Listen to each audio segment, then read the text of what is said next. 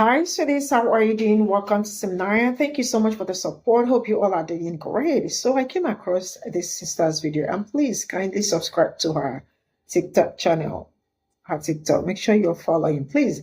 And she talked about apartheid and how these people benefited so much from it, cheap labor, and what they did to people that look like me, right?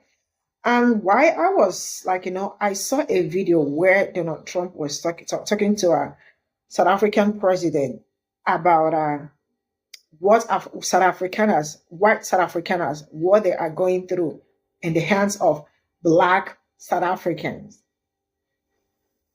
I don't know, but they are always the victims, and we are the ones causing the problem. We are the problems and they are the victim. If you look at it, that is how it's been. Now, what she talked about the apartheid and how they benefited so much from apartheid, right? Cheap labor and how, oh, I don't want to. So she also talked about the plantation that burned down. I am sure you all saw that plantation that burned down, right? And how some people think that Black people are being mean by not sympathize with you for what? That Black people's ancestors, what they built with their hands, their sweat and blood, burned down. You want them to be sad. Let's get into this. I don't care how beautiful you thought it was. That plantation burning down, that was justice. That was release. That was over a century of pain exhaling. And if you're more upset about the building than the bodies that built it, you were never on the right side of history to begin with. So let's talk about it. Nottoway Plantation, the biggest plantation house that was still standing in the South. 53,000 square feet of sugar-coated horror. Enslaved people were forced to build it in 1859 by John Hampton Randolph, a man who got rich off of enslaving over 150 Black people. I'm not talking they worked for him.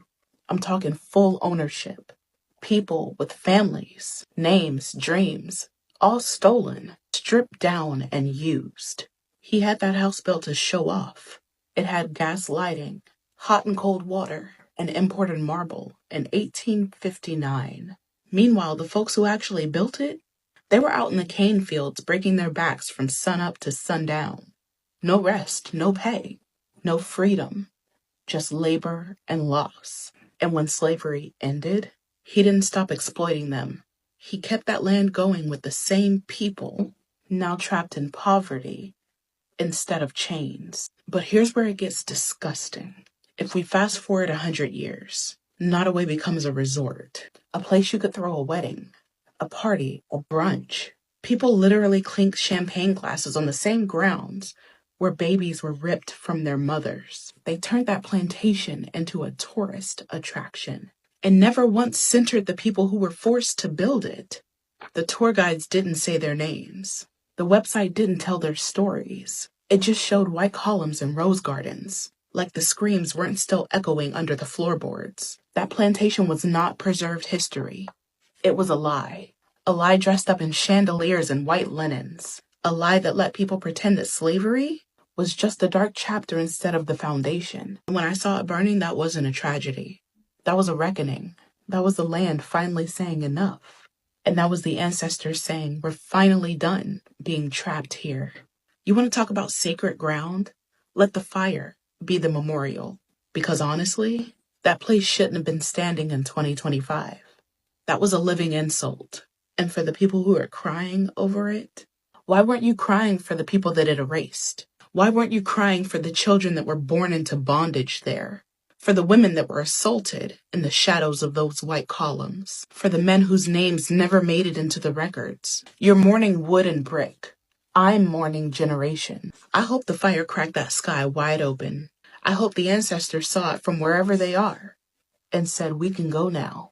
I hope their spirits aren't bound to that place anymore, that they finally return to the land that they were stolen from, whole, restored, free. Let Nottoway stay gone. Let it rot. Let it return to the dirt. Because if a place was built on blood and built to erase the people who spilled it, it never deserved to survive. Let's be real for a minute. Americans usually don't think about anything outside this country unless it's on fire or invading. But apartheid didn't start or end in the US. And with what's going on right now, it's time to clock in for world history. Apartheid wasn't just some bad policy in South Africa. It was state-sanctioned racial domination. From 1948 to the early 1990s, the South African government, run by the white minority, mind you, used law, violence, and propaganda to keep Black South Africans poor, displaced, voiceless, and invisible. You couldn't vote. You couldn't own land in most areas. You couldn't even walk in certain neighborhoods without a passbook, or they'd arrest you. And all of this was written into law, enforced with bullets, normalized through white fear. Because while apartheid was happening in South Africa, America was over here pretending like it had the moral high ground. Get real. During Jim Crow, while Black folks in Alabama were fighting to sit at the front of the damn bus, Black folks in Johannesburg were being dragged off the bus just for existing. And here's the part most people don't know. The U.S. supported apartheid for decades. American companies made money off of cheap South African labor. Our government called Nelson Mandela a terrorist until 2008. Let that sink in. Oh my God. Apartheid only ended when Black South Africans, through protest, revolution, and global solidarity, forced the government to back down. But even then, the economic system stayed the same. The land is still mostly white-owned. The poverty is still Black. And the trauma? Inherited. So no, apartheid isn't just history. It's a blueprint, a playbook. And right now in 2025, we're watching it replay in real time. Across borders under different flags, but with the same tactics. State violence, surveillance, media silence, and a system that tells the oppressed, be grateful you're not dead. So if you've been tuning out because that's not happening here, wake up. Apartheid is a global system of control, and it always starts in the same way. Dehumanize, displace, divide, and then dare people to speak up. So consider this your history class. You're late, but you're here now. Clock in because the world's on fire, and your silence won't save you. The U.S. government bombed a Black neighborhood. Let that sink in. A bomb from a helicopter on American soil, unalive children, and the same city that did it had already tried to erase that same group 7 years earlier. If you've never heard of the MOVE organization, it's because they never wanted you to. So let's start with who they were. MOVE wasn't a gang. It wasn't a cult. It was a collective of Black activists, anarchists, environmentalists, and anti-police brutality organizers. They lived communally, grew their own food, raised their children outside of state control, called out corrupt officials by name. They didn't play the respectability game, and they sure didn't back down. By the late 1970s, they were living in Pe0ple Village, which is in West Philadelphia, and the police, they hated it. They saw them as a threat because they were loud, visible, and uncompromising. So on August 8, 1978, Philly police launched a military-style siege on the MOVE house. Over 600 officers, bulldozers, floodlights, tear gas, water cannons. They shut off the power and water days beforehand to break their will. And during the raid, a police officer, James Ramp, was shot and unalived. But to this day, no one can say who fired the shot. No ballistics, no clear evidence, nothing. But they didn't care because they just wanted somebody to blame. 9 MOVE members were arrested, and they were sentenced to 30 to 100 years in prison. They're now known as the MOVE 9. Some weren't even near the shooting. One of them, Debbie Africa, was 8 months pregnant when she was arrested. She gave birth in prison and had her baby taken from her arms. And if that sounds extreme, then you haven't heard about what happens next. In 1985, the MOVE organization relocated to Osage Avenue, which is another Black neighborhood in West Philadelphia. The city called them a nuisance, complained about the kids, the politics, the animals, the volume. So instead of mediation, they planned an attack. On May 13, 1985, they sent 500 police officers to evict them. They came in with tear gas, assault rifles, water hoses, and a bomb. Yes, a real bomb. C4 military grade dropped from a helicopter. They dropped it directly onto the MOVE house. It exploded on impact and the house caught fire. And when it did, the fire department was told to let it burn. 11 people died. 5 of them were children. and the fire spread, destroying 61 black homes, an entire block reduced to ash. And the people responsible? No one was fired. No one was charged. The city paid out a settlement and then went quiet. This wasn't a mistake. It wasn't an accident. It was a warning. If you disrupt the system, we will erase you. They called them violent for speaking up. They called them dangerous for living free. They called them terrorists and then dropped bombs on their babies. So don't ask why you've never heard of MOVE. Ask why they worked so hard to bury it.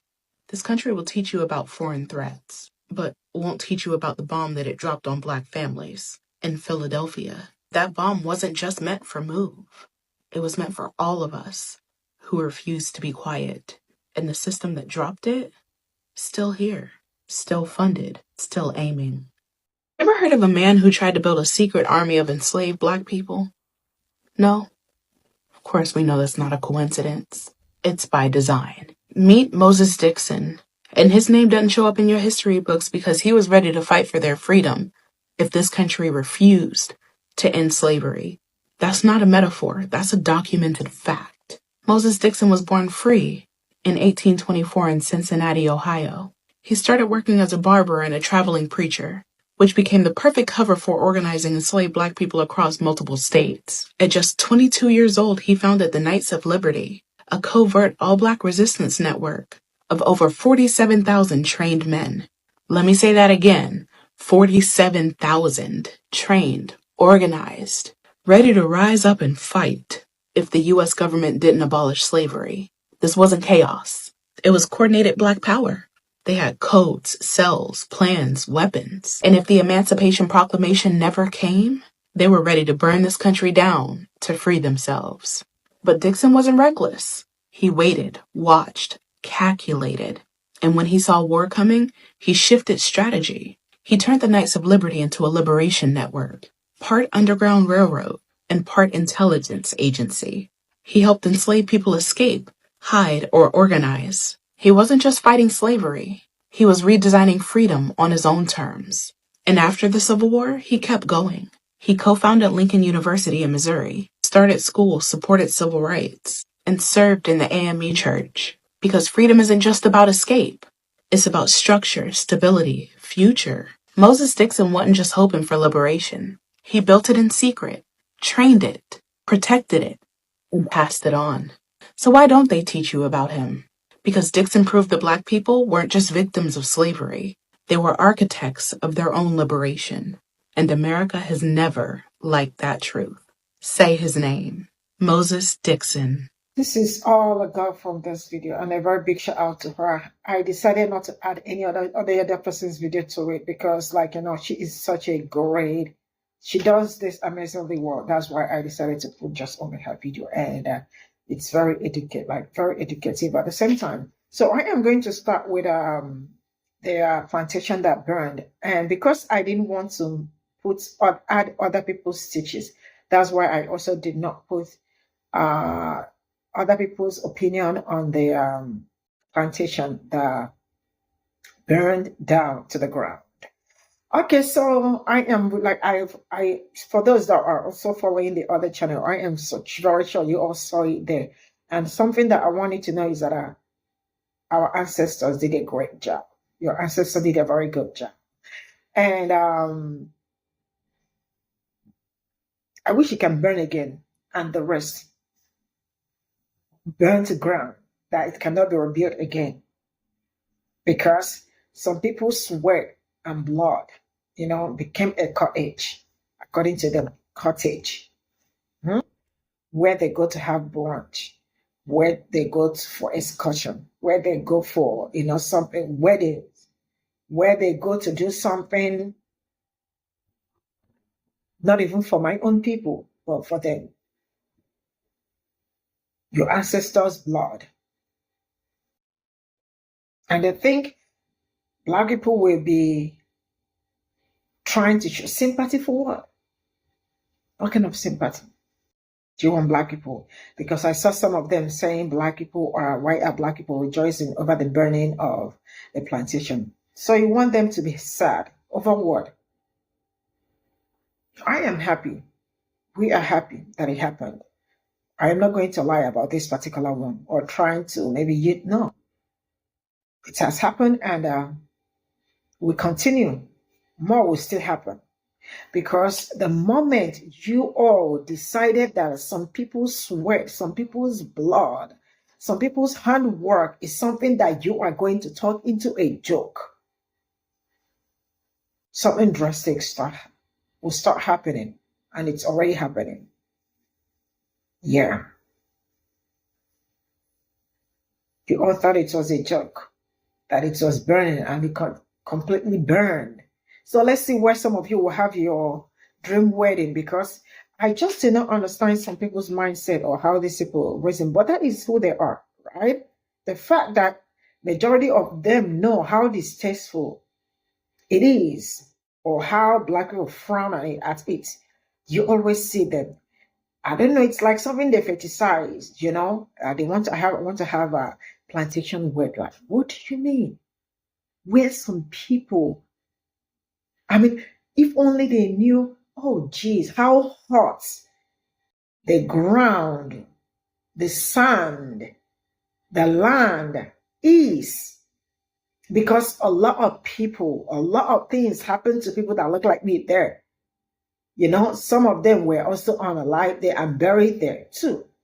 And they think the land will be so easy and so, no, it cannot be soft. Go and ask. Ask other people. They will tell you places like this. It might not happen today, but it may happen tomorrow, or some certain kind of things start happening there. And they think it's just, oh, it's something. No, it's not ordinary. I love it. And I really do look forward to more good news from other places. So I am also going to touch other aspects of this video, especially when she talked about how kids, you know, the problem with all these people is that I noticed something. And why did I notice that? I noticed that because you all told me.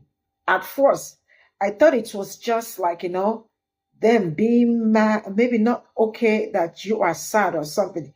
You see, that moment you stop smiling with them, that moment you stop smiling with them, and that moment, maybe, you know, every day is not Christmas for everybody. There are some days, no matter how jovial or how of a laughing person you are, and that day you are not smiling and just being calm and all that, and you are hearing, why are you not smiling? Are you okay? Is everything okay? And before you know what's going on, it's getting to the maybe HR that you are not talking or you are not doing, like, God. So that is also the same thing. When the teachers, maybe when a child is not smiling, you become, that's why we are to all of them. How can a human being be to you? Not just, I mean, human being that doesn't have anything. I mean, I do not get it, sincerely speaking. But I am just going to leave it at all these are the things. Like, why is it that each time we talk about some certain things, America must be part of the problem going on in some places? Why? Why is America everywhere? United States of America. Why is it everywhere? That where something not nice is going on, you will see them there. Is it not shameful? It's actually very shameful that anywhere they talk about something not good going on, you must mention them. Bye for now.